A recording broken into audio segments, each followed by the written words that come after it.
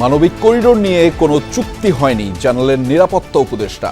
কূটনৈতিক আলোচনায় রোহিঙ্গা প্রত্যাবাসনে বেশি আশাবাদী নন তৌহিদ হোসেন। আমাদের নিশ্চিত করতে হবে যে ফিরে যাওয়ার আগে তাদের অধিকার ও নিরাপত্তা নিশ্চিত হয়েছে। জাতিসংঘের মহাসচিব করিডোর শব্দটি ব্যবহার করেননি, তিনি বলেছিলেন হিউম্যানিটেরিয়ান চ্যানেল বা মানবিক পথ। যুক্তরাজ্যে চিকিৎসা শেষে মঙ্গলবার দেশে ফিরছেন খালেদা জিয়া। উজ্জীবিত বিএনপি নেতাকর্মীরা স্বাগত জানাতে বিভিন্ন দিক নির্দেশনা। তিস্তা মহাপরিকল্পনা বাস্তবায়নের দাবিতে রংপুরে মহাসমাবেশ। ভারতের বিরুদ্ধে পানিকে মারণাস্ত্র হিসেবে ব্যবহারের অভিযোগ বক্তাদের। আমাদের কাছে কি ভারতের কোনো দেনা পাওনা নাই? অনেক অনেক কিন্তু আছে। প্রয়োজনে আমরা হিসাব কিতাব করবো, বাকাল থেকে মনে রাখবেন। মুক্ত গণমাধ্যম ছাড়া দেশে গণতন্ত্র প্রতিষ্ঠা সম্ভব নয়। সম্পাদক পরিষদের আলোচনায় অভিমত। ভালো সাংবাদিকতার জন্য আর্থিক নিরাপত্তা নিশ্চিতের তাগিদ টিআইবির। নির্বাচন সামনে রেখে দেশে বড় ধরনের সাইবার হামলার শঙ্কা বিশেষ সহকারীর। গুজব প্রতিরোধে মঙ্গলবার গণমাধ্যমের সহযোগিতা নেয়ার নির্দেশ তথ্য উপদেষ্টার। যমুনার অনুসন্ধানের পর প্রথমবারের মতো সরকারি এলপি গ্যাসের দাম সমন্বয়। সিন্ডিকেটের কারসাজি কমাতে সিলিন্ডার প্রতি 135 টাকা বাড়ালো বিইআরসি।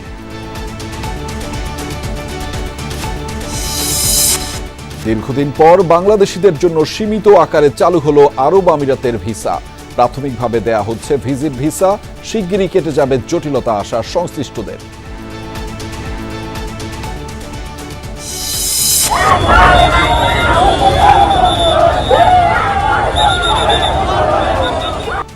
পাঁচ মাসের মজুরির দাবিতে সিলেটে চা শ্রমিকদের আন্দোলন। প্রায় 2 ঘন্টা বন্ধ গুরুত্বপূর্ণ সড়ক, যানজটে তীব্র ভোগান্তি। 5 মাস ধরে আমরা চা শ্রমিকরা অনাহারে আছি। মালিক পক্ষ থেকে কোনোভাবে আমাদের বেতন, বোনাস বা রেশন দিচ্ছে না। পানি নাই, আমাদের উৎপাদন নাই, আমরা তো কাজ করতে পারি না।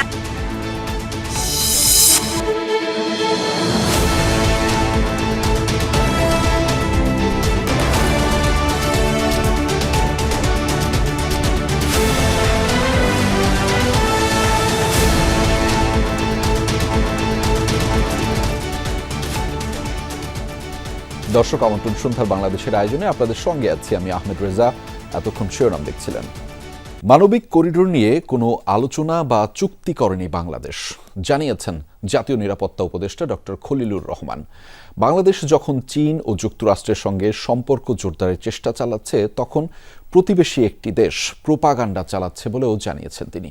মিয়ানমারের অভ্যন্তরীণ পরিস্থিতি স্বাভাবিক না হওয়ায় রোহিঙ্গা প্রত্যাবাসনের আশা না দেখলেও এই সংঘাতকে সুযোগ মনে করছেন পররাষ্ট্র উপদেষ্টা।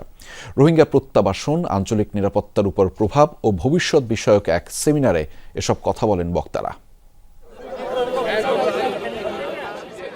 রোহিঙ্গা প্রত্যাবাসন নিয়ে অন্তর্বর্তী সরকার যখন জাতীয় ও আন্তর্জাতিকভাবে আলোচনা চালাচ্ছে, ঠিক তখনই মিয়ানমার সীমান্ত দিয়ে ঘটছে অনুপ্রবেশ।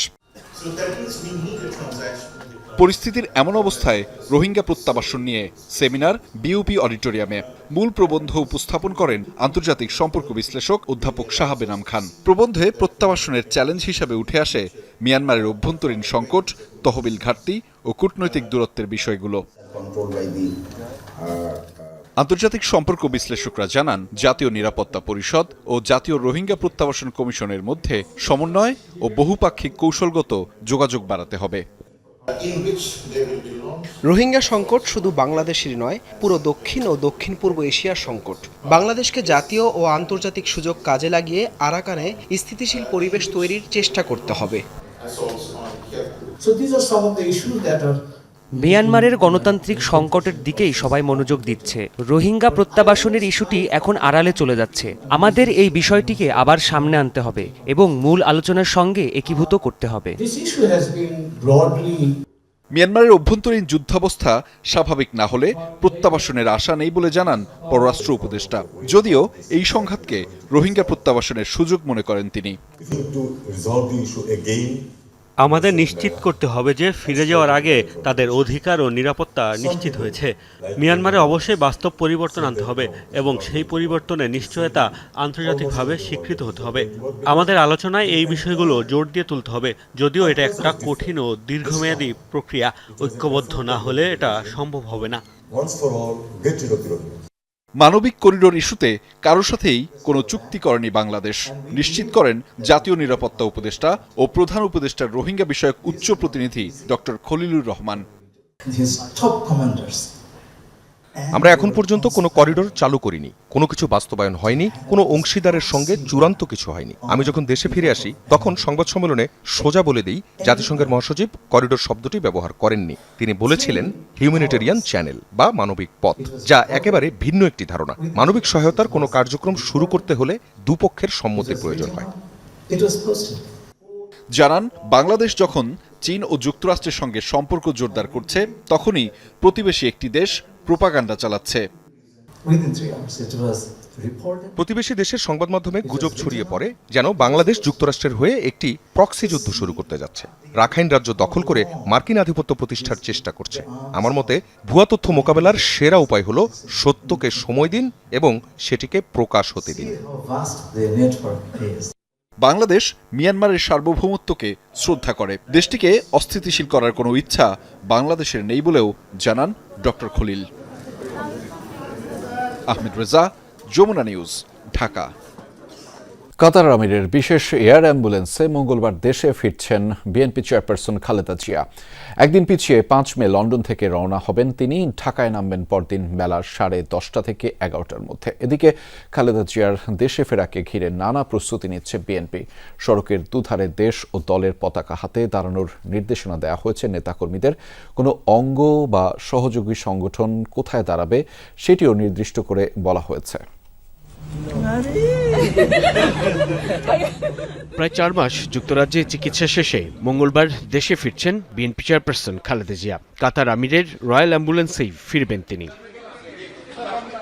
এয়ার অ্যাম্বুলেন্সটি সোমবার লন্ডনের হিথ্রো বিমানবন্দর থেকে রওনা হবে স্থানীয় সময় বিকেল 4:10 দোহায় যাত্রাবিরতি নেবে রাত 1:25 আর হযরত শাহজালাল আন্তর্জাতিক বিমানবন্দরে পৌঁছানোর কথা রয়েছে মঙ্গলবার সকাল 10:30 থেকে 11টার মধ্যে। কর্মদিবসে খালেদা জিয়ার দেশে ফেরার সময় নেতাকর্মীদের সড়কে যানজট সৃষ্টি না করে রাস্তার একপাশে দাঁড়িয়ে স্বাগত জানানোর নির্দেশনা দিয়েছে বিএনপি। সবার দুহাতে থাকবে জাতীয় ও দলীয় পতাকা। দুপুরে নয়াপল্টনে দলের কেন্দ্রীয় কার্যালয়ে সংবাদ সম্মেলনে বিএনপির সিনিয়র যুগ্ম মহাসচিব রিজভী আহমেদ নেতাকর্মীদের উদ্দেশ্যে একটি রোডম্যাপ ঘোষণা করেন। বিমানবন্দর থেকে হোটেল লা মেরিডিয়ান পর্যন্ত মহানগর উত্তর বিএনপি, হোটেল রেডিসন পর্যন্ত ছাত্রদল ও যুবদল অবস্থান নেবে। সেখান থেকে আর্মি স্টেডিয়াম পর্যন্ত থাকবে মহানগর দক্ষিণ বিএনপি। বনানী কবরস্থান, কাকুলি মোড়, বনানী কাঁচাবাজার, গুলশান 2 গোলচত্বর থেকে গুলশান অ্যাভিনিউ হয়ে খালেদা জিয়ার বাসভবন ফিরোজা পর্যন্ত নির্ধারিত স্থানে থাকবেন অঙ্গ সহযোগী সংগঠনের নেতাকর্মীরা। ঢাকার বাইরে থেকে আগত নেতাকর্মীরা অবস্থান করবেন সুবিধাজনক স্থানে। মহানগর উত্তর বিএনপি থাকবে বিমানবন্দর থেকে লা মেরিডিয়ান হোটেল পর্যন্ত। ছাত্রদল থাকবে লা মেরিডিয়ান হোটেল থেকে খিলক্ষেত পর্যন্ত। যুবদল খিলক্ষেত থেকে হোটেল রেডিসন। মহানগর দক্ষিণ বিএনপি হোটেল রেডিসন থেকে আর্মি স্টেডিয়াম। স্বেচ্ছাসেবক দল আর্মি স্টেডিয়াম থেকে বনানী কবরস্থান। খালেদা জিয়ার গাড়ি বহরের সাথে পায়ে হাঁটা যাবে না, চলা যাবে না মোটরসাইকেল নিয়ে। এছাড়া বিমানবন্দর এবং চেয়ারপারসনের বাসভবনে কেউ প্রবেশ করতে পারবে না বলেও জানানো হয়েছে দলের পক্ষ থেকে। মাননীয় চেয়ারপারসনের গাড়ির সঙ্গে মোটরসাইকেল এবং হাঁটা চলাচল করা সম্পূর্ণরূপে নিষেধ করা হয়েছে। মঙ্গলবার এসএসসির জীববিজ্ঞান, অর্থনীতি আর ইংরেজি মাধ্যমে ও লেভেল, এ লেভেল পরীক্ষা রয়েছে। সেদিন সাধারণ মানুষকে প্রয়োজনে নিচের সড়ক এড়িয়ে এলিভেটেড এক্সপ্রেসওয়ে ব্যবহারের অনুরোধও করেছে বিএনপি। সাইফুদ্দিন রবিন, যমুনা নিউজ, ঢাকা। ভারতই বিশ্বের একমাত্র দেশ যারা পানিকে মারণাস্ত্র হিসেবে ব্যবহার করছে, এমন মন্তব্য করেছেন বিএনপির স্থায়ী কমিটির সদস্য মির্জা আব্বাস। বিকেলে তিস্তা মহাপরিকল্পনার কাজ দ্রুত শুরু করার দাবিতে রংপুরে সমাবেশ আয়োজন করে তিস্তা নদী রক্ষা আন্দোলন। গণপদযাত্রা পূর্ব সমাবেশে যোগ দিয়ে মির্জা আব্বাস বলেন, বিগত সময়ে শেখ হাসিনার কারণেই তিস্তা সহ অন্যান্য পানি চুক্তি হয়নি। এ সময় তিস্তা চুক্তি বাস্তবায়নের তাগিদ দেন মির্জা আব্বাস। পরে গণপদযাত্রা শুরু হয়, এতে যোগ দেয় তিস্তা তিস্তা অববাহিকার 5 জেলার ভুক্তভোগী মানুষ। এছাড়া স্থানীয় বিএনপির নেতাকর্মীরা যোগ দেন পদযাত্রায়।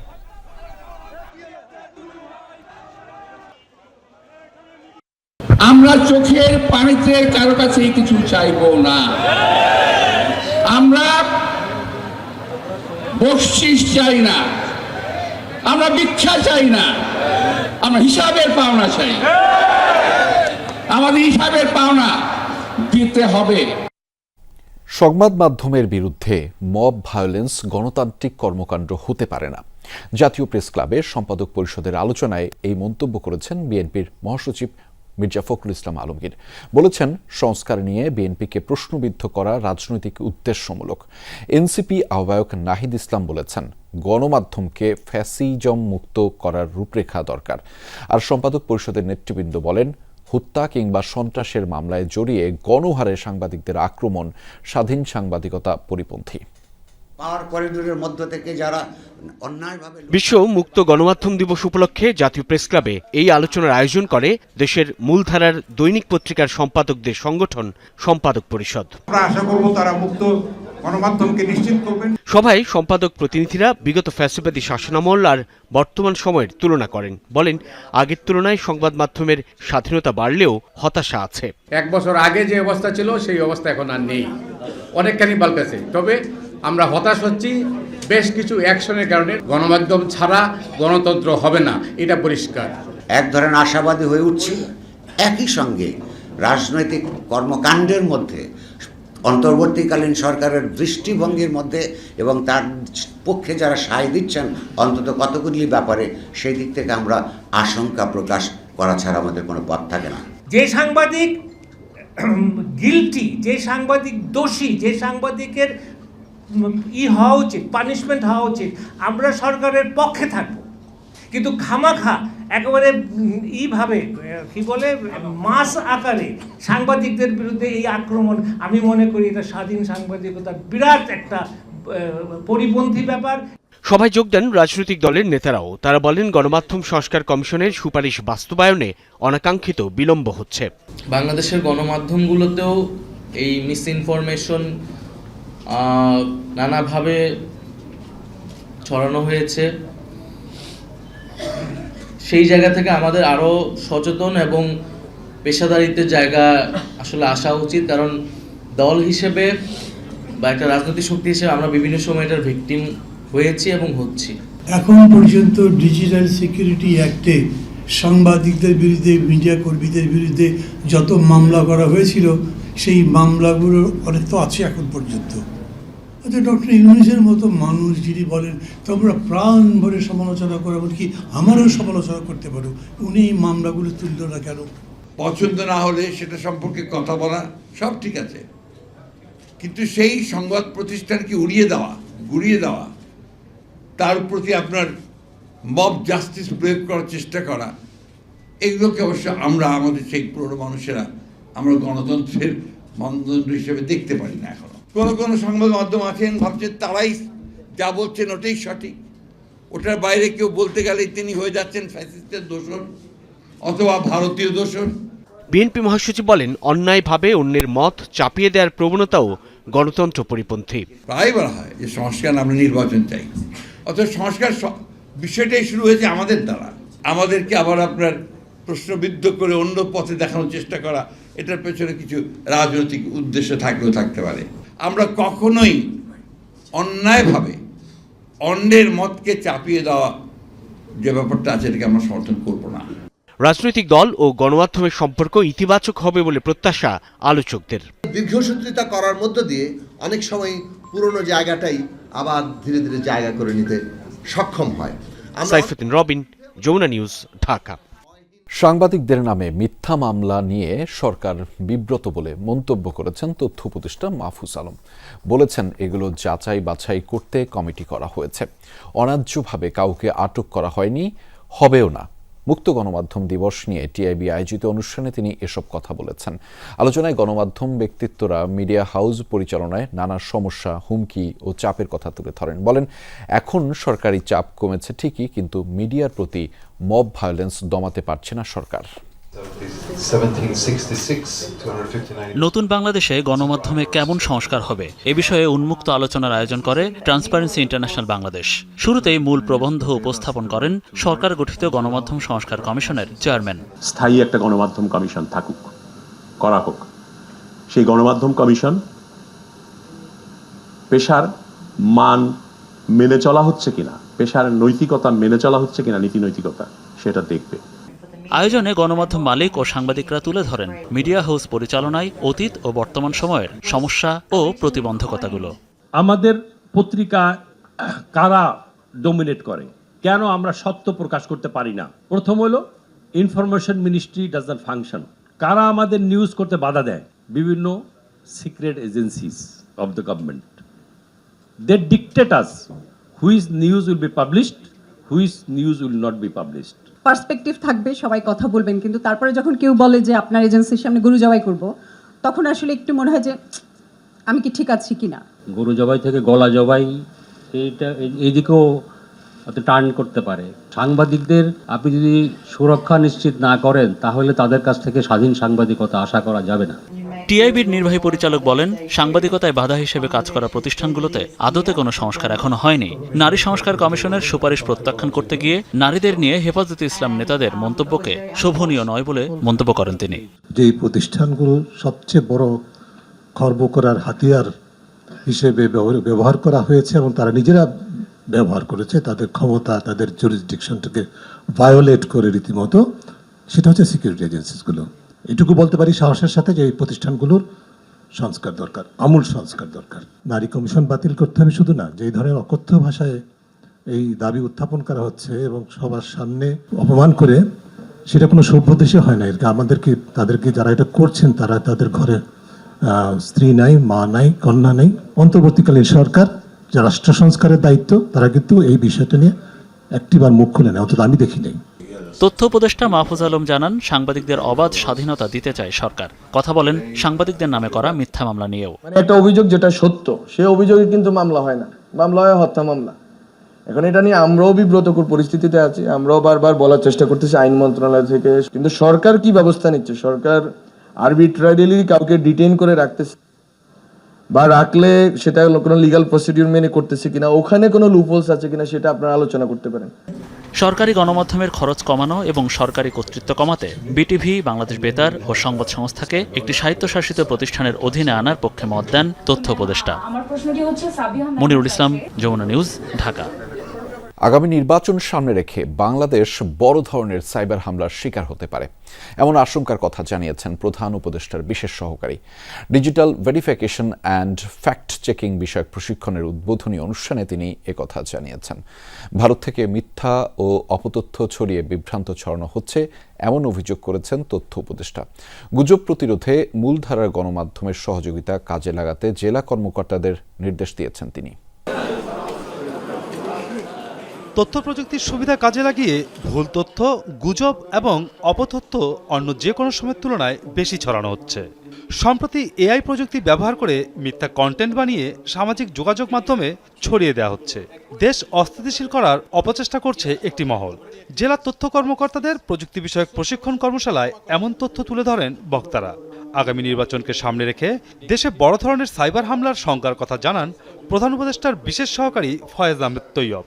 আগামী নির্বাচনকে সামনে রেখে বাংলাদেশ 5ই আগস্টের পরে যে ইনফরমেশন ক্যাম্পেইনটা হয়েছে, ডিসইনফরমেশন এবং মিসইনফরমেশন ক্যাম্পেইনটা হয়েছে, দেশের ভিতরের ফ্যাসিবাদী গোষ্ঠী এবং দেশের বাইরের গোষ্ঠীগুলোর যৌথ প্রয়াসে আমার আশঙ্কা যে বাংলাদেশ তার ইতিহাসে সবচেয়ে বড় ডিসইনফো এবং সাইবার ক্রাইমের শিকার হবে নির্বাচনকে উপলক্ষ করে। অবাধ তথ্য প্রবাহের সুযোগে ভুয়া ও ভুল তথ্য ছড়িয়ে পড়ছে উল্লেখ করে তথ্য উপদেষ্টা বলেন, জুলাই অভ্যুত্থান অনেকেই মেনে নিতে পারেনি। ভারতের পাশাপাশি বাংলাদেশের গ্রামগঞ্জ থেকেও সামাজিক যোগাযোগ মাধ্যমে গুজব ছড়ানো হচ্ছে। বাংলাদেশে যে গুজব অপতথ্য আছে সেটা শুধুমাত্র সেন্ট্রালি বা ভারত থেকে আসে এরকম না। এখনও আমরা যেটা দেখতে পাচ্ছি যে গ্রামাঞ্চলে অনেকেই এখনও আছে যারা গত যে জুলাই আগস্টের যে গণ অভ্যুত্থান এটা তারা মনে প্রাণে মেনে নেন নাই। তো ওখান থেকে এমনভাবে অপপ্রচার চালানো হচ্ছে যে মনে হচ্ছে এই ইভেন্ট কোনোদিন ঘটে নাই। গুজব প্রতিরোধে প্রযুক্তিগত দক্ষতা বৃদ্ধির পাশাপাশি মূলধারার গণমাধ্যমের সহযোগিতা নিতে জেলা তথ্য কর্মকর্তাদের নির্দেশ দেন তথ্য উপদেষ্টা। সোশ্যাল আনরেস্ট এবং যে ধর্মীয় জায়গা থেকে সহিংসতা বা হানাহানি না তৈরি হয়। মাসুদুজ্জামান রবিন, যমুনা নিউজ, ঢাকা। নির্বাচিত সরকারের সাথে কাজ করার অপেক্ষায় রাশিয়া। দেশটির রাষ্ট্রদূতের সাথে বিএনপি মহাসচিবের বৈঠক শেষে এই কথা জানিয়েছেন দলটির স্থায়ী কমিটির সদস্য আমির খসরু মাহমুদ চৌধুরী। সকালে বিএনপি চেয়ারপারসনের গুলশান কার্যালয়ে বৈঠকটি অনুষ্ঠিত হয়। বৈঠকে বিএনপির পক্ষ থেকে দলের মহাসচিবের নেতৃত্বে 3 সদস্য অংশ নেয়। পরে আমির খসরু বলেন, বিভিন্ন দেশের সরকারি বা বেসরকারি পর্যায়ে যারাই আগামীতে বাংলাদেশে বিনিয়োগে আগ্রহী তারা সবাই নির্বাচিত সরকারকে কমফোর্ট মনে করছে, কারণ অনেক সিদ্ধান্তই দীর্ঘমেয়াদী। রূপপুর পারমাণবিক বিদ্যুৎ কেন্দ্রে বিনিয়োগ প্রশ্নবিদ্ধ মন্তব্য করে খসরু বলেন, এই প্রকল্প দ্রুত হস্তান্তরের বিষয়ে আলোচনা হয়েছে, প্রয়োজনে বাড়ানো হতে পারে সময়। এরপর বাংলাদেশে নিযুক্ত জাপানি রাষ্ট্রদূত সাইয়েদা শিন ইচির সঙ্গে বৈঠক হয় বিএনপির। নির্বাচিত সরকারের যে সাথে সবাই তো কাজ করতে একটা কমফোর্ট আছে সকলের, তো সেজন্য তো সকালেই অপেক্ষা করছে, শুধু রাশিয়ান নয়, তারা সবাই চাচ্ছে নির্বাচনের মাধ্যমে নির্বাচিত সরকার আসলে এই সিদ্ধান্তগুলো নিতে অনেক সহজ হয়ে যাবে এবং এই সিদ্ধান্তগুলো তো অনেকগুলো স্বল্পমেয়াদী সিদ্ধান্ত না, অনেকগুলো দীর্ঘমেয়াদী মধ্যমেয়াদী সিদ্ধান্ত আছে। একদম ফ্রেশ বিশ্বমানের প্রযুক্তির সকল সুবিধা নিয়ে ভালো থাকুন আপনিও। কঙ্কা। রাজনৈতিক দলগুলোর মধ্যে মতপার্থক্য আছে, তবে রাষ্ট্রের স্বার্থে ছাড় দিয়ে মতৈক্য পৌঁছাতে আহ্বান জানিয়েছেন ঐক্যমত্য কমিশনের সহসভাপতি ডক্টর আলী রিয়াজ। বলেছেন, কমিশনের লক্ষ্য সবার সাথে আলোচনার মাধ্যমে বাংলাদেশের ভবিষ্যৎ পথরেখা তৈরি করা। সকালে ঐক্যমত্যের গঠনের লক্ষ্যে রাজনৈতিক দলগুলোর সাথে চলমান সংলাপে আজ 12 দলীয় জোটের সাথে সংলাপে শুরুতে এসব কথা বলেন তিনি। আলী রিয়াজ আরও বলেন, আগামীতে স্বৈর শাসন যেন গেড়ে বসতে না পারে সেই চেষ্টা করে যাচ্ছে কমিশন। বলেন, রাষ্ট্রীয় বিধিমালা ব্যবহার করে পুনরায় যেন স্বৈর শাসনের বন্দোবস্ত না হয় সেটি নিশ্চিতেই রাজনৈতিক দলগুলোর সাথে সংলাপ। জানান, দ্রুত ঐক্যমত্যে পৌঁছাতে হবে, বিলম্বের সুযোগ নেই। 12 দলীয় জোটের প্রধান মুস্তফা জামাল হায়দার বলেছেন, রাষ্ট্র গঠনের মৌলিক বিষয়গুলো সবাইকে একমত হতে হবে। মতপার্থক্য থাকবে, তবে দেশের স্বার্থে সকলকে এক হয়ে কাজ করতে হবে বলেও জানিয়েছেন তিনি। ঐকমত্য তৈরি করতে হলে সবাইকেই কিছু না কিছুটা ছাড় দিতে হবে, সবাইকেই আমাদের এক জায়গায় আসতে হবে। আমরা সব বিষয়ে একমত হতে পারবো না, কিন্তু রাষ্ট্রের পুনর্গঠনের জন্য যে মৌলিক জায়গাগুলো সেখানে আমাদেরকে একমত হয়েই বাংলাদেশকে এগিয়ে নিয়ে যেতে হবে। শুধুমাত্র এই টেবিলে বসে এইখানে আলোচনায় আমরা জাতীয় ঐকমত্যের চূড়ান্ত জায়গায় পৌঁছতে পারবো আমরা তা মনে করি না। এদিকে 166টি সংস্কার প্রস্তাবের মধ্যে বেশ কিছু বিষয়ে একমত হওয়ার কথা জানিয়েছে বাংলাদেশ সমাজতান্ত্রিক পার্টি বিএসপি।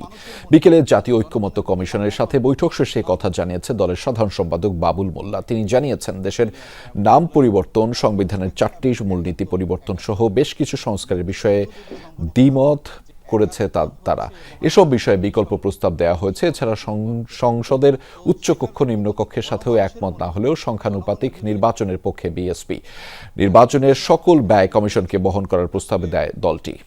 ভোক্তা পর্যায়ে 19 টাকা কমিয়ে 12 কেজির বোতলজাত এলপিজির দাম 1431 টাকা নির্ধারণ করেছে বাংলাদেশ এনার্জি রেগুলেটরি কমিশন।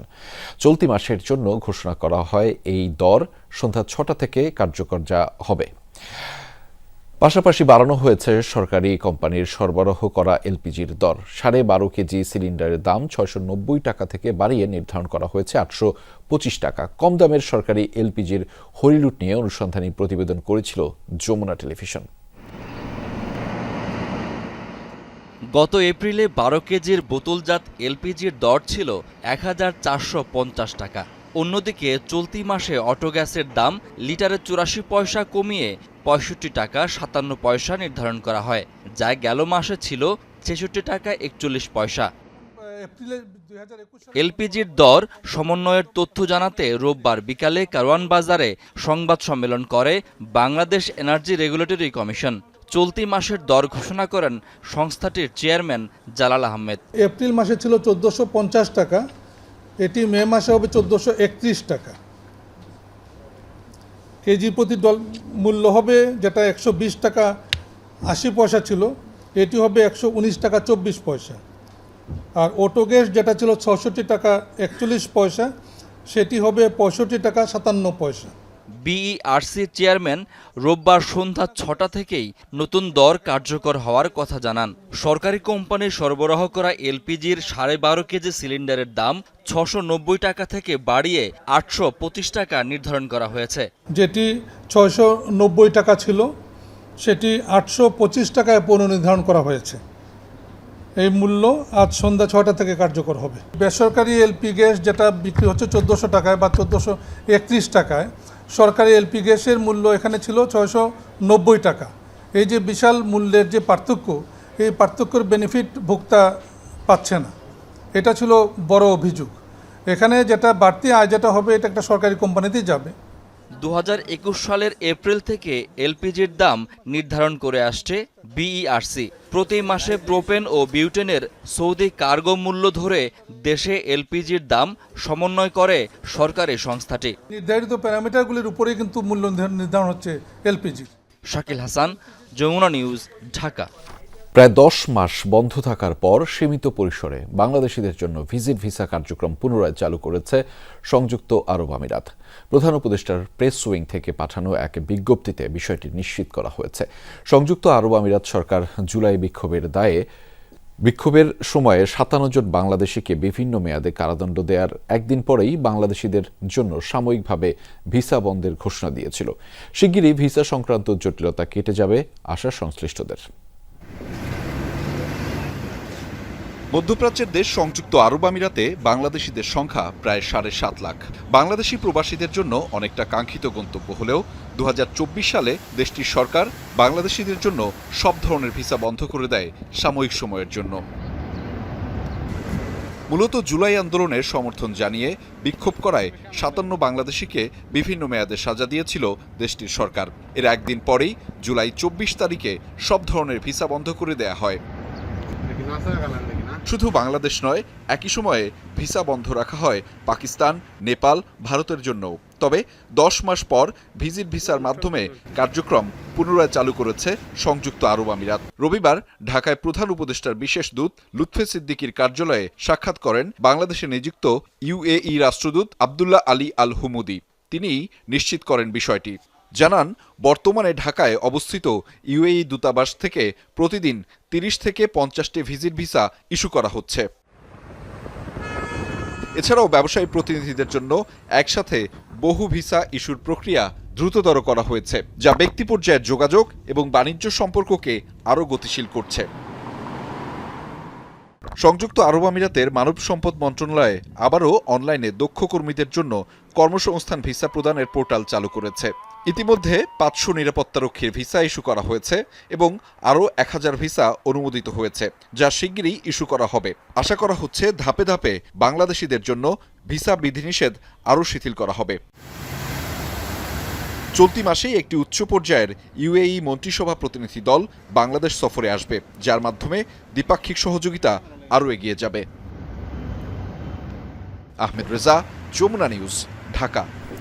তদবির বাণিজ্যের অভিযোগে 2 উপদেষ্টার সাবেক এপিএস, পিও এবং এনসিপির সাবেক নেতা সালাউদ্দিন তানভীরের বিরুদ্ধে অনুসন্ধান শুরু করেছে দুদক। একইভাবে আলোচিত ব্যারিস্টার সৈয়দ সাইদুল হক সুমনের অবৈধ সম্পদের অভিযোগও খতিয়ে দেখছে সংস্থাটি। এদিন প্রায় 3 কোটি টাকা আত্মসাতের অভিযোগে বেঙ্গল গ্রুপের চেয়ারম্যান মোর্শেদ আলম সহ 3 জনের বিরুদ্ধে মামলা করেছে দুদক। পদত্যাগপত্র জমা দেওয়ার প্রেক্ষিতে অন্তর্বর্তী সরকারের উপদেষ্টা আসিফ মাহমুদ, সজীব ভুঁইয়ার সাবেক এপিএস মোয়াজ্জম হোসেন ও স্বাস্থ্য উপদেষ্টা নূরজাহান বেগমের সাবেক ব্যক্তিগত কর্মকর্তা তুহিন ফারাবি, তাদের বিরুদ্ধে শত কোটি টাকার তদবির বাণিজ্যের অভিযোগ উঠেছে।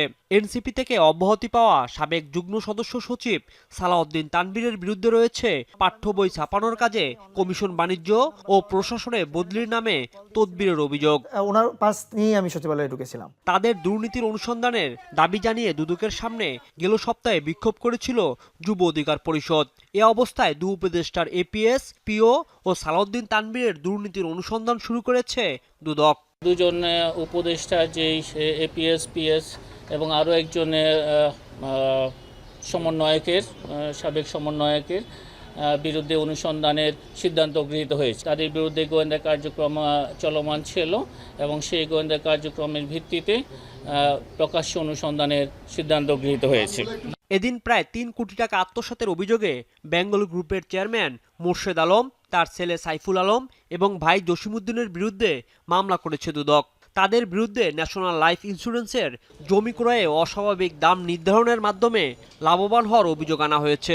প্রতারণা ও জালিয়াতির আশ্রয় নিয়ে বাজার মূল্যের চেয়ে বেশি মূল্যে ফ্লোর ভাড়া নিয়ে এই অর্থ আত্মসাৎ করা হয়েছে।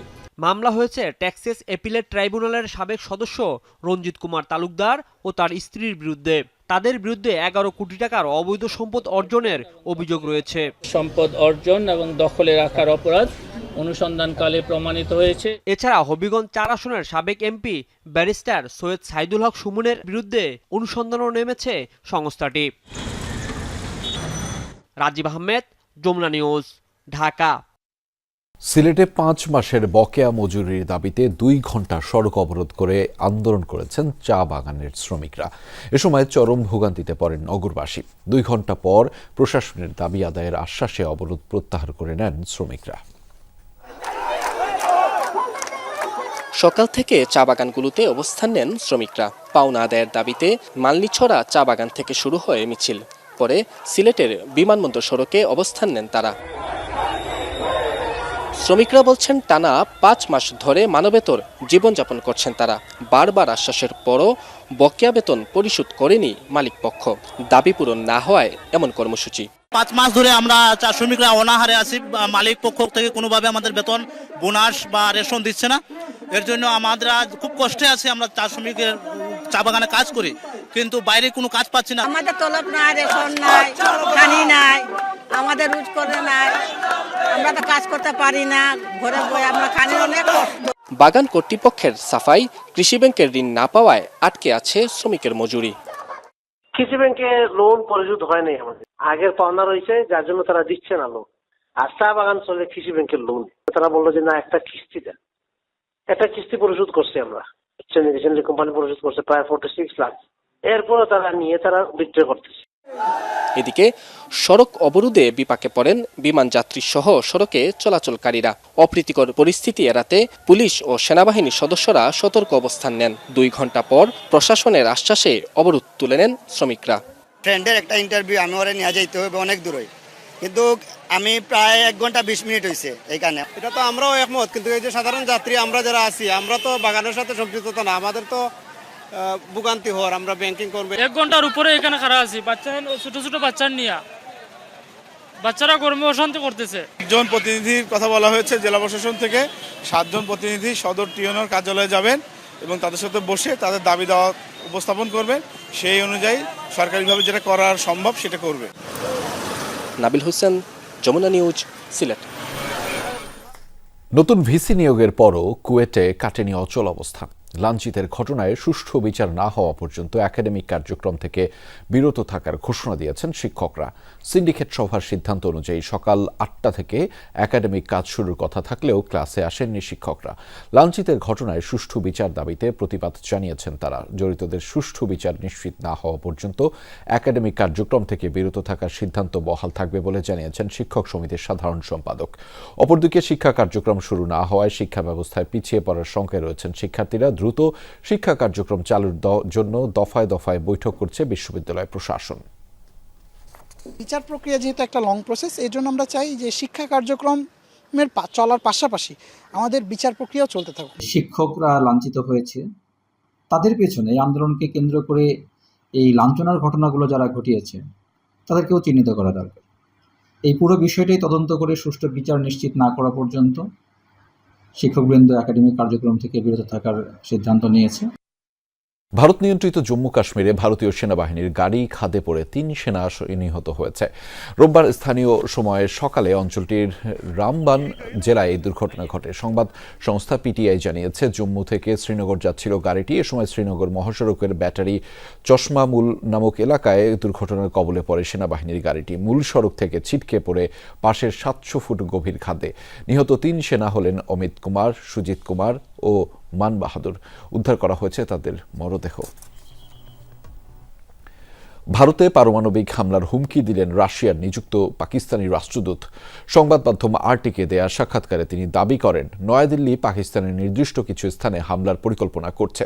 যুদ্ধের শঙ্কায় পাকিস্তান নিয়ন্ত্রিত কাশ্মীরে 2 মাসের জন্য খাদ্য মজুদের নির্দেশ দিয়েছে কর্তৃপক্ষ। এদিকে এখনও সন্ত্রাসীদের ধরতে না পারায় ভারত সরকারের সমালোচনা করছেন দেশটির বিরোধী দলগুলো। পাকিস্তান নিয়ন্ত্রিত কাশ্মীরে কয়েকগুণ ব্যস্ততা বেড়েছে মিল শ্রমিকদের। যুদ্ধের শঙ্কায় সরকারের নির্দেশনায় গুদামে অন্তত 2 মাসের খাবার মজুত করছে স্থানীয় প্রশাসন। ব্যাপক চাহিদা বেড়েছে নিত্যপণ্যের বাজারগুলোতেও। সরকারি নির্দেশনা অনুসারে নিয়ন্ত্রণ রেখার কাছাকাছি সমস্ত ডিপোতে পাঠানো হচ্ছে আটা। এখন পর্যন্ত আমরা 1 মাসের জন্য আটা মজুত করেছি, আরও 1 মাসের জন্য মজুত করব। সেজন্য আরও 3-4 দিন সময় লাগবে। এদিকে রাশিয়া নিযুক্ত পাকিস্তানের রাষ্ট্রদূতের দাবি, গোপন তথ্য অনুযায়ী তাদের দেশের কয়েকটি স্থানে হামলার পরিকল্পনা চূড়ান্ত করেছে ভারত। এমন কিছু ঘটলে প্রয়োজনে পারমাণবিক হামলার হুঁশিয়ারি দিয়েছেন এই কূটনীতিক।